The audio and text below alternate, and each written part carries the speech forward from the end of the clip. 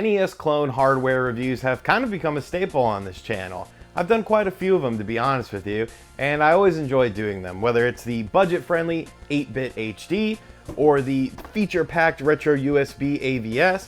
I've been able to do a lot of these cool systems and show you guys what they're all about, but one of them I didn't think I'd ever be able to do is the Analogue Nt line, because they're expensive. This is like a $500 NES system, and that's a bit out of my budget. But luckily, one of my patrons picked up the Analogue Nt Mini, which has just released, and he said, "Hey, would you like to review it on your channel?" And I was like, yeah, I would. So he sent it to me to check it out for a little bit and see what it was all about. Now, I am going to send this back to him. I'm not going to keep it, obviously, but it will be cool to be able to unbox this thing, show you guys what it's all about, because this is a premium NES product. This is the Lamborghini of the NES clone systems. So today, we are going to take a look at the Analogue Nt Mini. So let's see what's in the box and see what it's all about.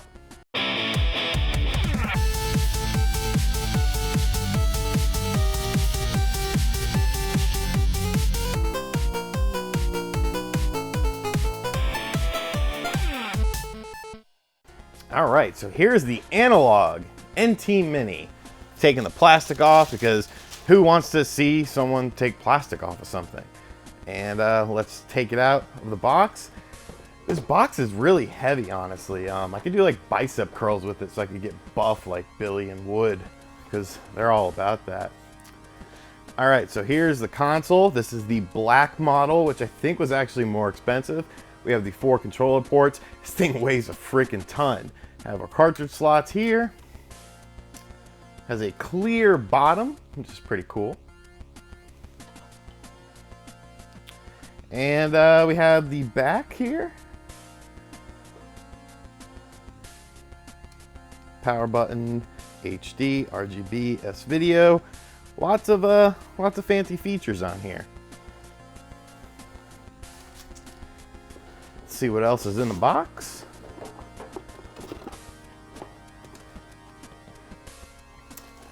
So we have our HDMI cable, of course.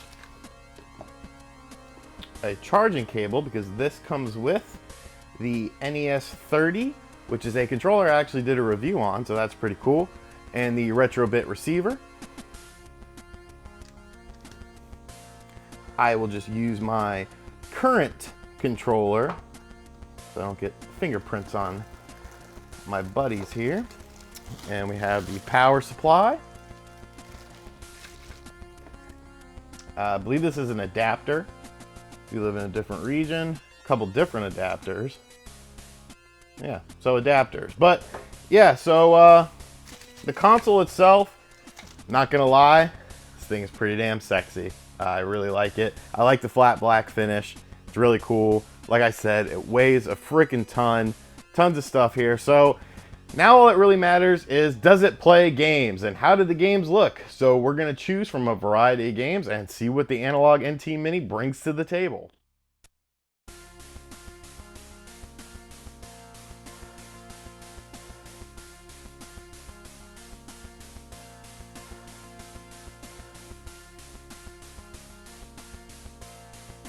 Alright, so I have a selection of games here. We have Kid Dracula on the Famicom, as this does have a Famicom slot. Double Dragon 2, because I feel like playing some Double Dragon 2. Don't Fall. Castlevania III, Dracula's Curse, of course, because this is sort of a staple to see how the system runs. RGT 85, the video game, because, hey, it's a cool game.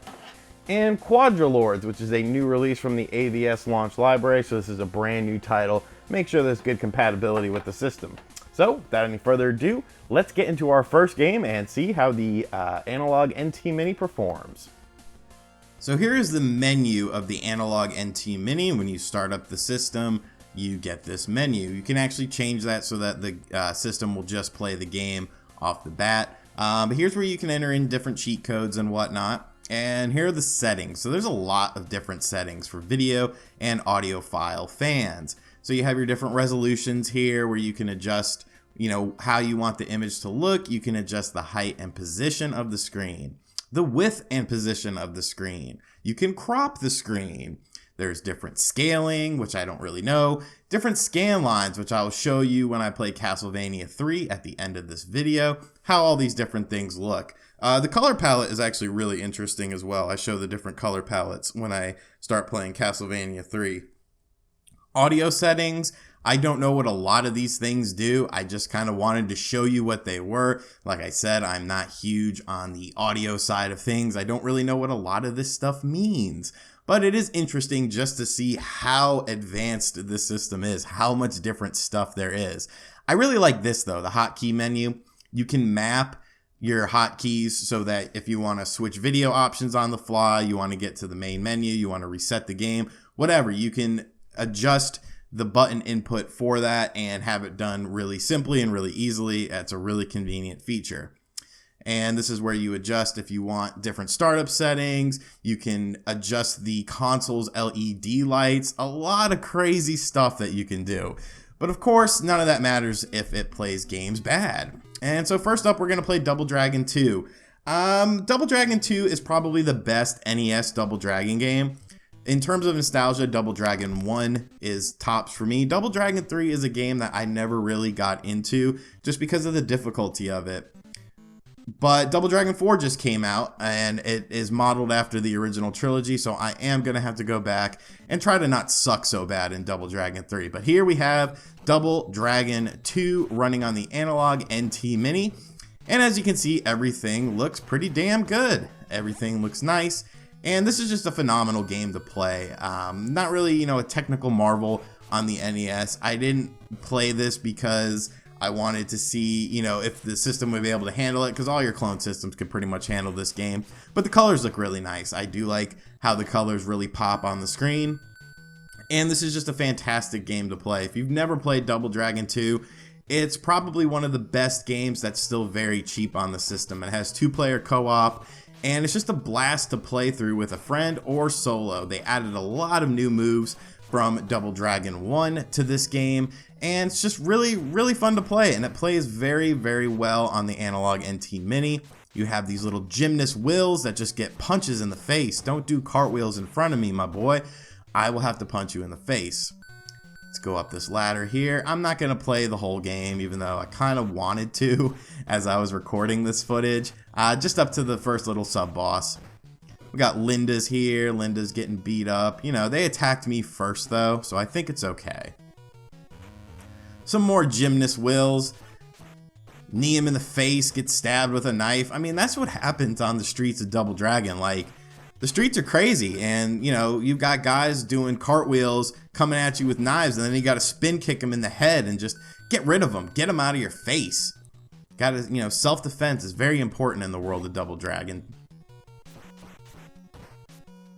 And if you haven't yet, make sure you watch my Double Dragon 4 review. Like I said, it is in the style of the original trilogy, and it's a pretty fun game. At $7, you can spend $7 on a lot worse things. Not a great game. I definitely think Double Dragon 2 is better than Double Dragon 4 on the modern consoles, but there is still fun to be had, especially if you're a fan of the original trilogy on the NES. And here's our first little sub-boss, and we're just going to give him a couple good punches. Rough him up a little bit. He's a big burly guy, but I feel like we can take him, especially when we have the power of the Analogue Nt Mini at our side with all these beautiful crisp colors. And yeah, I mean, honestly, the system handles colors very well. I feel very natural, not intrusive. I feel like the Retron 5, artificially does colors, but this game definitely doesn't. So there's a little Double Dragon 2. And now let's get into the next game. Now, as I mentioned when I was showing off the system does play Famicom games as well. It has a dedicated Famicom slot. The only Famicom game I have is Kid Dracula because, I don't know, there's not many import-friendly Famicom-only games that I'm aware of that are worth picking up. If I am wrong, let me know in the comments section down below some games I should be on the lookout for. But Kid Dracula is an awesome game, and it's a game I really, really enjoy. Honestly, I don't know why North America never got this game. We did get a version of it on the Game Boy, but the Famicom/NES version of this game is awesome. It's such a fun game. It's sort of like a Mega Man meets Castlevania, and as you can see, the Analogue Nt Mini handling it with no problems. The audio sounds nice and crisp. The colors, once again, nice and vibrant. No input lag whatsoever that I experienced with the game, and just a very fun, phenomenal game. One of the hidden gems on the NES library because, hey, it never released in North America. So unless you are a big Famicom fan, you didn't know about this game.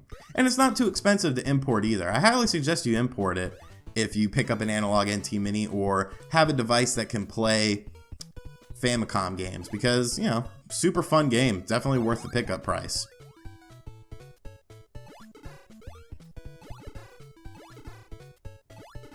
So the next game we're going to look at is a brand new game. This was made by Retro USB, and I received this with my Retro USB AVS. Now you might be saying, oh, that's sacrilegious to do a Retro USB game on an Analogue Nt Mini, but I did this for a specific reason because this is a brand new game. Now, of course, it is a port of, there's a 2600 game that this is mimicked after. John Hancock told me about it. I don't recall the name of it, but I just wanted to show, you know, the system is future-proof, that it plays all new NES cartridges fine, so that if you have new games, you don't have to worry about that, as this is FGPA and not emulation based. There was no issue playing this game, and this is a pretty fun multiplayer game if you have a couple friends over. Definitely could kill some time with this game. Quadrilords is the name of it. And what would an NES video be without the best NES video game ever? That's right, RGT 85, the video game. I really do love this game. It's so much fun to play it. It's so crazy to see me in a video game, you know, with the Charlotte Hornets and the cigarette and the purple hat. It's very true to real life. This is how my day-to-day goes, actually. I don't, you know, drive anywhere. I just walk, I jump on buildings, I'm looking for NES cartridges, I'm throwing my hat at anything that's in my way to get out of my way. You know, just get out of my way, man. Get out of my way. I'm on a mission here. I gotta save a girl, and I need a skateboard, so we're gonna throw the hat a little bit more. But yeah, I wanted to show this off because this is a hack, an NES hack, obviously, of Time Zone for the Famicom. Now I've got my skateboard, we are good to go, and the Analogue Nt Mini is handling this game with no problem, so very cool. Now it's time for the Big Daddy, Castlevania III. Now you might remember the 8-bit HD had some problems with the audio. The Analogue Nt Mini does not, as this is FGPA and not emulation. Show you guys some of the scan lines, show you guys some of the different things that this system offers. So here we have some scan lines on the game. If you enjoy scan lines, I'm not a huge scan line fan, honestly, but I know a lot of people do enjoy that. So I kind of wanted to show you what was possible with this system in terms of scan lines and whatnot. We're going to look at some other video settings here. Turn this off. And the different resolutions, you know, it's not doing anything because I'm playing on an HD TV. The TV does have, or the system does have different output settings, so you can do, you know, RGB or whatnot. Now here's some of the different color filters. The black and white is pretty cool, honestly. Here's the Beware, the PC10. You can also customize. I didn't really get into the customizing because, I mean, you know, it's not a huge deal to me, but I think this filter actually looks pretty nice. It kind of makes, you know, everything a little bit too yellow, but it is interesting, and it is very cool how you can switch this stuff, you know, on the fly, just through your menu system. So very cool, and as you can see and hear, the game is running perfectly, which is the mark of a high quality clone system. Because if you can't play Castlevania 3, well, that just sucks, man, because Castlevania 3 is awesome. One of the best NES games. So I'm just going to play a little bit more of this. And yeah, you can see there's a lot of bells and whistles with this system. Definitely a high quality system with a lot of options if you are, you know, a real hardcore NES person. If you are someone who wants to be able to play your cartridges on FGPA hardware, but still have options that emulation can bring, like, you know, changing scan lines on the fly, changing visual settings on the fly, changing audio settings on the fly. The system offers a lot of bang for the buck. And yeah, it's an expensive system, but if you are a hardcore NES person, who wants something like this, who wants the ability to do something like this, it's right up your alley. So I'm going to close this for now. We're going to go to my final thoughts on the Analogue NT Mini.